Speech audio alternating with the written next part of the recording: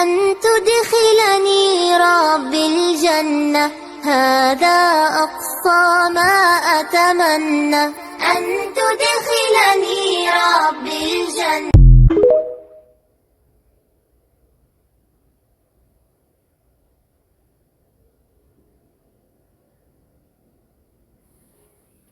السلام عليكم ورحمة الله وبركاته.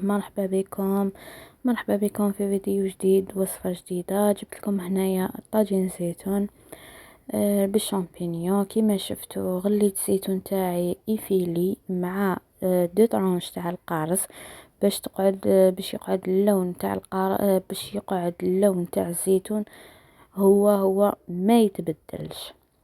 فوالا هنا في الطاجين تاعي درت شويه زيت، خليته يسخن مليح مليح. درت الدجاج يتحمر شويه. الدجاج على حسب افراد العائله اللي عندكم في الدار. هنا حبه بصل مع سنينات تاع الثوم ارحيتهم كيما راكم تشوفوا.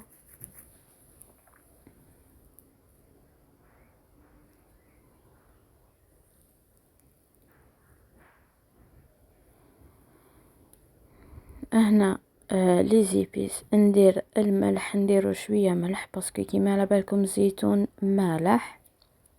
فلفل الكحل.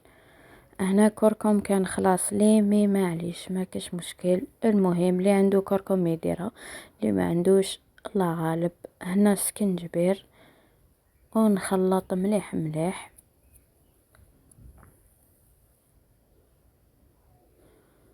كي يتقلالي مليح مليح نبدا نمرق. هنا راح لي الفيديو تاع كي كنت نمرق، غطيت عليها حليت مرقت وراح لي لا فيديو تاع كي مرقت. معليش درت ماء سخون وخليت الدجاج هذاك والبصل يطيب لي.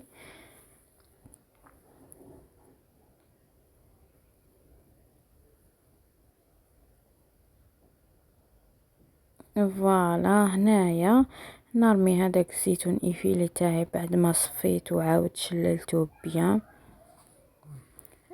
كان عندي شامبينيون قليته في الزبدة، دوك نزيد نحطو. وكان عندي دجاج فتتو شويه، اللي عنده اللي ما عندوش كيما يحب.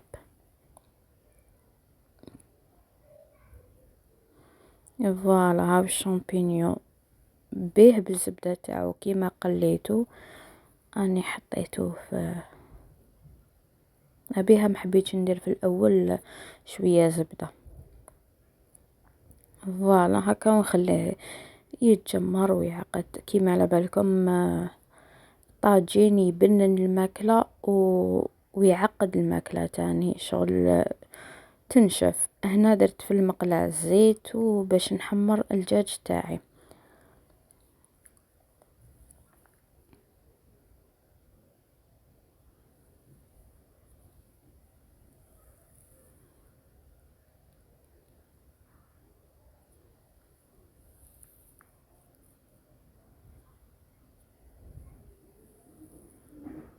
فوالا هنايا نحل على الطاجين تاعي. شوفوا كيفاش الماكلة تجمرت، الله يبارك. شوفوا ما شاء الله. لاصوص هذيك الناشفة بدات تنشف. نحط الدجاج تاعي ونسربيه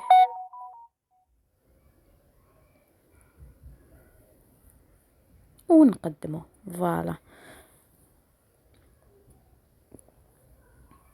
ما عليها، غنقولكم في فيديو جديد وصفة جديدة ان شاء الله. شهيتكم في الجنة، صحة فطوركم. السلام عليكم ورحمة الله وبركاته.